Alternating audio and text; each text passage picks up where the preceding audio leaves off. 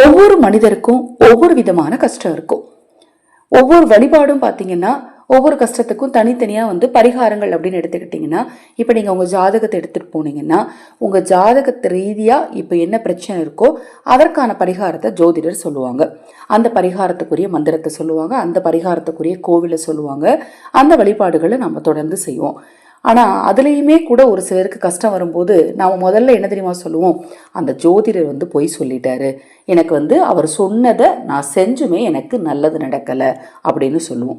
வீட்டில் அம்மா அப்பா சொல்லியிருப்பாங்க, நீ இந்த சாமியை எடுத்து கும்பிடு, குலதெய்வத்தை போய் கும்பிடு அப்படின்னு சொல்லியிருப்பாங்க. சரி, அவங்க சொல்கிறத கேட்டு பார்க்கலாமே அப்படின்னு சொல்லி அந்த வழிபாடுகளையுமே கூட முறையாக செஞ்சுருப்போம். அப்போவுமே கூட நமக்கு நம்ம நினச்சது நடந்திருக்காது. இதற்கான காரணம் என்ன அப்படின்னு பார்த்தீங்கன்னா, நம்மை படைத்த தெய்வத்தை நாம் வழிபடாமல் இருக்கிறது. நம்மளுக்கு எப்படி குலதெய்வம் முக்கியமோ இஷ்ட தெய்வம் முக்கியமோ அதை போல தினம்தோறுமே ஒரு நிமிடமாவது பிரம்ம தேவனை நினைத்து வழிபாடு செய்யணும். ஏன்னா படைச்சவனை மறந்துட்டு மற்ற எல்லாரையும் நம்ம வழிபட்டோம் அப்படின்னா அதற்கான பலன் நமக்கு நிச்சயமாக கிடைக்காம போகும். நம்ம சேனல்ல நான் போடக்கூடிய பதிவுகளில் உங்களுக்கு சந்தேகம் இருந்தாலும் இந்த இடத்துல உங்களுக்கு ஒரு குட்டி கதை சொல்றேன். இந்த கதையை கேட்டுட்டு அதன் பிறகு அக்ஷய பாத்திரம் உணவளிக்கும் திட்டத்தை பற்றி உங்களுக்கு நான் சொல்கிறேன். ஒரு மனிதர் பார்த்தீங்கன்னா சாப்பிட்டுட்டு இருக்காரு, நிறைய பட்சணங்கள் வச்சு சாப்பிட்டுட்டு இருக்காரு. வெளியில் ஒரு பிச்சைக்காரன் ஐயோ எனக்கு ரொம்ப வயிறு பசிக்குது, சாப்பாடு கொடுங்கன்னு கேட்குறாரு. இவர் என்ன பண்ணுறாரு, கையை முதுகுக்கு பின்னாடி வச்சுட்டு, எங்கள் வீட்டிலேயே ஒன்றும் இல்லைப்பா, எனக்கே பசிக்குது, சாப்பிட ஒன்றும் இல்லை, உனக்கு ரொம்ப பசிக்குதுன்னா இதுலேருந்து 4வது தெருவில் 3வது வீட்டில் சாப்பாடு போடுறாங்க, 3வது வீட்டுக்கு பக்கத்தில் சாப்பாடு போடுறாங்க, அங்கே போய் சாப்பிடு அப்படின்னு சொல்லிடுறாரு. பிச்சைக்காரனும் போயிடுறாரு. இந்த சாப்பிட்டுட்டு இருந்தாலும் இவர் திருப்பி சாப்பாடை கண்டினியூ பண்ணிட்டு கை கழுவிட்டு போய் படுத்து தூங்கிடுறாரு. மறுநாள் இவர் இறந்து போயிடுறாரு. இப்படி ஒரே ஒரு மனிதருக்கு கூட தர்மம் செய்யாத இந்த மனிதர் இறந்து போன உடனே எல்லாரும் சொல்லக்கூடியது என்னன்னா, ஈ காக்காக்கு கூட சோறு வைக்காதவன் இவன் கண்டிப்பா நரகத்துக்கு போவான் அப்படின்னு சொல்றாங்க. ஆனா அவர் இறந்த உடனே சொர்க்கத்துக்கு போயிடுறாரு. உடனே அங்கே எல்லாரும் கேட்குறது, எப்படி இவர் எந்த உதவியும் யாருக்கும் செய்யலை, இப்படி சொர்க்கத்துக்கு வந்திருக்காரு அப்படின்னு சொல்கிறப்ப தான் ஒருவர் சொல்கிறார். என்ன சொல்கிறாருன்னு பார்த்தீங்கன்னா, அவர் உதவி செய்யலை, அது அவருடைய தீய எண்ணம். ஆனால் அதே நேரத்தில் அந்த தீய எண்ணத்துக்குள்ளும் ஒரு நல்ல எண்ணம் இருந்தது. அவருக்கு பசிக்குது, நாம் சாப்பாடு போடலை, ஆனால் சாப்பாடு போடுறதுக்கான ஒரு இடத்த காமிச்சோம் இல்லையா, அந்த இடத்துக்கு போய் அவர் சாப்பிட்டு அவர் வயிறு நிறைஞ்சோடனே அந்த வயிறு அவரை வாழ்த்துது, என்னுடைய பசியை ஆத்திட்டீங்க அப்படின்னு சொல்லி அந்த வயிறு வாழ்த்தியதின் காரணமாக அவர் சொர்க்கத்திற்கு சென்றார் அப்படின்னு சொல்கிறாங்க.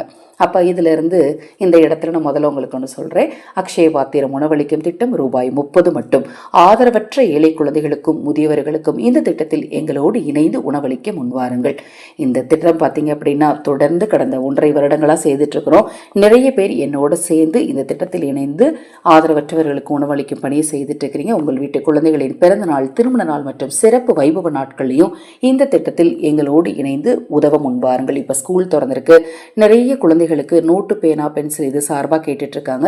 அதற்கு நீங்கள் உதவி செய்ய நினைத்தாலும் நீங்கள் வாட்ஸ்அப் பண்ணுங்க. சரி, இந்த கதை எதற்காக சொன்னேன் அப்படின்னா, சாப்பாடு போட வழிகாட்டியவருக்கே சொர்க்கம் கிடைச்சிச்சு அப்படின்னா நாம ஒருவேளையாவது ஒருத்தருக்காவது உணவளித்தோம் அப்படின்னா நம்மளுடைய கர்மாக்களும் தீரும் அப்படிங்கிறதுக்காகத்தான் இந்த கதையை உங்களுக்கு சொன்னேன். சரி, பரிகாரத்துக்கு வரலாம்.